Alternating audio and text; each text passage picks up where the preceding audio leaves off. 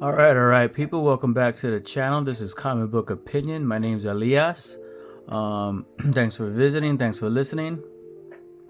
I'm gonna try a new format of showing my videos and sharing my comic book pulls and reads and finds. So just bear with me and let me know what y'all think. Again, my name's Elias, and this is a Comic Book Opinion, and this is this week's pulls and reads that I got for my comic book hunting and comic book reads. All right, so the first thing I'm gonna get into is Nick Fury versus Fing Fang Foom. Okay, so this was pretty good. This is like felt like the old school nostalgia. I think this is like a preview of these two characters' worlds colliding, and they're never met before or whatnot. Also, I had a previous video talking about Fing Fang Foom comic book that I recently read up about him, and then this one came out, so it's pretty cool. This gave me the feeling of this is happening before Captain America's story. It kind of gave me that vibe that the next introduction to their finished conclusion of this comic was the continuation of having Captain America introduced. Gave you that old school nostalgia. It was pretty good, really good, not bad. If you're into that old school stuff, get this. So the second thing I got was the Hive. So I have also a previous video talking about issue number 1. So issue number 1 was pretty confusing. It was all over the place. It's hard to follow. But the second issue was a little bit better, a lot better than the first one, and it kind of connected some dots and kind of made the overall story of what's going on. It was less confusing. So what it is, it's about the secret society of human beings that live amongst other regular people on Earth, and they have a secret agenda, but they have a kind of a secret power within these people that they can control the person's frequency. Like each person in the world has a frequency, and they could vibe into that vibration, and they could turn it up, turn it down, and manipulate a people into doing whatever they want. Also, they could bring pain or pleasure. So they have their own kind of agenda of what's going on. They haven't fully explained it, but certain characters are pretty interesting. This reads like one of those movies and TV shows that they jump from scene to scene, and it'll kind of not explain what part of the scene this is. If this is in the middle of the story, the end of the story, prelude, all this other stuff, and it kind of comes together in certain spots. But yeah, this is pretty okay. Second issue, again, was way better than the first one. All right, so what kicked ass this week was DC versus Vampires World War V. This is issue number 7. This is really good. Now, if you know anything about the DC versus Vampires titles and all this stuff, this is just top-notch comic book. Everything's good. The art was a little different from previous issues, but it's still good. Kicks ass. Art again was good. The color was good. Composition, it was fast paced. And this one particular comic book, a lot is going on with the characters and the humans and the vampires, but it pretty much Darkseid is introduced, and he kind of finds out about this reality of these vampires, and he's really angry about what they did. So it's all about that. So it's really good. Another kick-ass title from DC. All right, another one that was really good this week, and the story that I've been reading so far, The Moon is Following Us. This is really good. Issue number 7 came out from Image Comics. So if you haven't got into any kind of comic books, or you really new into it and whatnot, this is what comic books is all about. This whole thing is top notch, top tier. Art, composition, the premise, the storytelling, how the characters talk, everything is 5-star, top notch. This is a very good comic book. If you have been reading it, or if you're still kind of brand new to it, it's basically these two parents that they find out that their kid kind of fell into a coma, that's fallen asleep and hasn't woken up. So there's a some kind of character or creature that comes out of her dream world into real reality, makes a machine for the parents to go inside her dreams and try to rescue her from her dream, because she'll never wake up. So that's what the whole premise is. So the parents will go inside a dream world, and it's like a whole war against her dreams, her imagination of her dreams, and her nightmares colliding with one another. A lot of unexpected turns, but this issue was continuing the story about this big battle and the war, and also where certain resentments of the parents, that when they go inside her dream world, they'll bring their resentments with them, and they'll affect the whole world, and they'll affect the outcome of what's going on, which is very, very, very witty, very, very interesting, and very imaginative. Again, this is a kick-ass comic book. Next thing I'll talk about is Assorted Crisis Events. Okay, I think this was an anticipated title this week. This is really good. It's just about alternate realities colliding and clashing with one another. So they live somewhere in the future or some kind of alternate reality where there's a whole bunch of people, and the people are living with other people, but it's their variants of themselves from their future, from their past, and all this other stuff. And it's just total chaos everywhere. There's not really too much laws going on and all this other stuff. But each variant of these people that are walking around and living in this particular city, they're just screaming and they're going all crazy about this is the end of the world, this is the end of the world. And so there's a certain character where she lives in an apartment building, and they're filming a movie in front of her apartment building about a big war or what's going on. So she can't tell what time it is. She's losing sleep. Reality's all distorted. She has a broken clock that she's trying to get fixed, which I don't know how it pertains to the story, but I think it will later on in maybe the future issues. But very good. Art is fantastic. Composition is good. The foreground and the background didn't get you too confused. It had a very good contrast. That also stuck out. The writing also did stick out. Very good. So yeah, one of the anticipated titles of the week there. This was really good. I'm glad I picked it up. All right, so I have this whole series of this new Transformers series from Image Comics, which is the Energon universe, and this was issue number 18. This was really good. Again, every issue gets better and better. If you're into that old school 80s nostalgia of the Transformers, this is really good. And I got this variant cover with Megatron on it. So this issue is basically Starscream and Soundwave are fighting each other, and each one of them has a group of Decepticons that are backing them up, and they're just going, at war with each other, trying to get supremacy over the Decepticons. And at the very end, Megatron finally shows up. He's showed up in previous issues, but he really shows up in this one.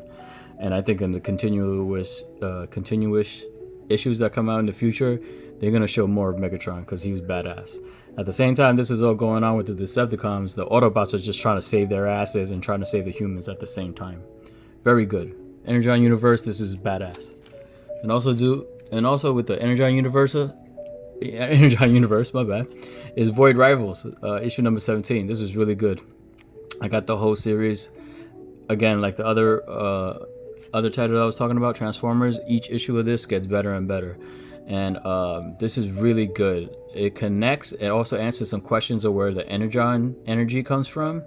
It connects about these two alien races, planets, how they are related somehow when they were at war with each other. And it was the old Cybertron planet. Very interesting, very good premise, and a very good connection, and how it connects to the whole Energon universe, and how the Transformers are into it, and how the G.I. Joes are into it. So this is really good, where it's each side of their planet is like a half a crescent, like a half a moon, like a clamp almost. So if you can imagine half a clamp and another clamp connecting to each other, and in the middle is a black hole, and they're keeping this black hole closed because the real threat that's gonna for the two races are in that planet, and they don't know that they're keeping it hostage. So one side wants to keep the threat inside the black hole, and the other side wants to release it because it's weak enough to kill it. Very good, imaginative premise. Again, this is a top-notch comic book. The art is good, the composition is good, the writing, the way they talk, everything's good. Fast-paced. The panels are well placed. The panels just move your eye. It's very good. So get this if you haven't got into it. And the last thing I'm going to talk about what I read this week was Dark Pyramid. Okay, so I didn't know this was I didn't even hear about this week, and I just saw it on the newsstand and I grabbed it. It just looks awesome looking cover. But this week, this was my pull and my read of the week. This was the best thing I think I read so far. All the other titles were awesome, but this was really good. This caught my attention really bad. So it's called Dark Pyramid, and it's from Mad Cave Comic Books. So what's it about? It's about this particular character. He's rock climbing, and he's live streaming his rock climbing in Alaska. He ends up falling, and when he falls, he doesn't really get himself hurt or anything. He survives the fall, but he finds this entrance. So he enters it, but his feed gets cut off. And it's really witty and very smart the way they put this together, where there's people actually listening and watching his live feed and see that it's cut off. And one of them persons was his girlfriend. So 30 or 40 hours pass, and she ends up going to Alaska trying to find him. And then that's what all the like kind of crazy things start happening in the nearby town and on the mountain. Very good, very good. Mature reading, witty, clever. The art is good, composition is good. The way they move the panels around, very good. This is overall good. This is my jewel of the week for reads. So that's what I read. And the next thing I'm going to get into is my finds when I went comic book hunting, the comic books that I found this week. So I'm going to just share the titles and let me know what y'all think on the comments. But I found the first run of Wolverine. So issue number 25. Every time I find any of these, I get them. So this is just a badass cover. Issue number 23, Jordan. It's just badass cover. Another one, or Wolverine and Sabretooth with Cable in the background. Issue 41. Classic X-Men. I have the first 20 issues, and I got a whole bunch of like 20s and 30s, 40s, and 50s up in there. So every time I try to get issues, the ones that I'm missing, I get them. So yeah, Classic X-Men, issue 59 and issue number 60. And in my opinion, a Classic X-Men is the way I like my X-Men depicted. The way they're drawn, the way just everything about them. And if you ever read that Classic X-Men, how they put it all together and how they are, the characteristics of them, that's the way I like my X-Men. Then I found this West Coast Adventures, number 54. It's kind of dull, a little bit of foxing, not too bright, but it's okay. It's beat up, got some ticks, but gives you that old school homage of Fantastic Four. I think this is just badass. And then I found this other thing called from Vertical Comics, a comic book called The Other World. I didn't find issues 1 or 2, but I think I found 3 to 7. So this is really good. Something about the name, the composition, and something I would really get into. So I'm gonna share the covers of what I found. I'm gonna make another video later on in the future after I read this and tell you what I think about it. But if y'all heard about this or know anything about this, let me know what y'all think, or if you read it or not, if it's good enough. The covers are really stuck out to me too. So, and then the last thing I'm gonna share are my comic book covers of the week. There's quite a few of them, so I'm gonna just show them to you, and let you know what I think. Also, this week I didn't know this was gonna come out, but I seen this on the newsstand and I grabbed it. So this is the 4th or 5th printing, no, my bad, 3rd printing of G.I. Joe #1, and it has Cobra Commander's crazy mask thing in it. And if I don't know if you could tell, but there's another flap and it will open. So I thought this was just badass. So I found this a couple of days ago, Batman and Robin issue number 12. And when I saw this, it was like, oh wow, I haven't seen this one. Just the composition alone, the color, everything pops. It makes your eye move. It's just beautiful cover. Symmetry, everything. This came out this week. Absolute Superman number 5. I don't know what printing this is though. I think this might be the 2nd or 3rd printing, but just alone. Again, the composition, the way it flows, the color, everything is badass. And Superman is just, old school with the new school twist to it is just badass to me.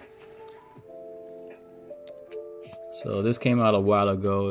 Amazing Spider-Man issue number 63, which was a Scotty Young variant cover. Very witty. Well, this is like not too much saying a lot. Very funny. Just awesome.